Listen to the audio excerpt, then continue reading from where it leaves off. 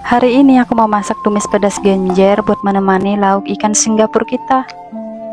Hai guys, ini kelanjutan video aku ngebolang di belakang rumah kemarin, yaitu dapat genjer mini sama satu buah nanas. Di video sebelumnya aku sempat membaca salah satu komentar kalian guys, yang menanyakan seperti ini, Kak, emang genjer mini dan genjer yang biasanya itu bedanya apa? Jadi perbedaan yang utama itu dari ukurannya guys. Yang mini ya pastinya kecil dan yang biasanya ukurannya besar. Kemudian untuk soal rasa sama aja sih guys, ya kayak genjer. Dan kalau si genjer mini ini rasanya tidak pahit ya, jadi semuanya manis. Sedangkan kalau genjer yang besar atau yang ukurannya sedang itu biasanya kayak ada rasa pahit-pahitnya guys. Dan itu asumsi cuma menurut aku aja ya guys. Jika ada salah-salahnya ya harap maklum, tapi itu sesuai yang udah pernah aku rasa dari jenis genjer yang pernah aku makan guys. Oh ya, aku juga teringat dengan komentar di video aku yang lama. Ada yang bilang kalau makan genjer itu ya masuknya genjer, keluarnya juga genjer. Tapi emang iya sih guys. Mungkin ada dari teman-teman semua yang bisa memberi penjelasan kenapa bisa begitu. Dan kembali ke topik video kita guys, karena aku mengambil genjernya juga tadi udah siang atau setelah makan pagi, jadi aku masak genjernya itu buat malam aja guys. Dan untuk menemani sayuran genjer kita, mama aku itu membeli salah satu jenis ikan yang katanya ini namanya ikan Singapura guys. Agak sedikit kaget sih dengan nama ikannya. Kita skip dulu ya guys pembahasan nama ikannya, karena kali ini aku mau fokus masak mumpung lagi rajin masaknya. Jujur aku kalau lagi masak, kalau resepnya itu rendem aja, yaitu masakan rumahan guys. Ya ciri khasnya masakan kita suku Dayak memang begitu. Selain masak campur-campur, cemplang-cemplung, kita juga masaknya dengan resep yang rendem. Contohnya aku tidak tahu ini masakannya apa, tetapi aku pengennya itu kayak masak pedas. Dan untuk perbumbuannya basic aja guys.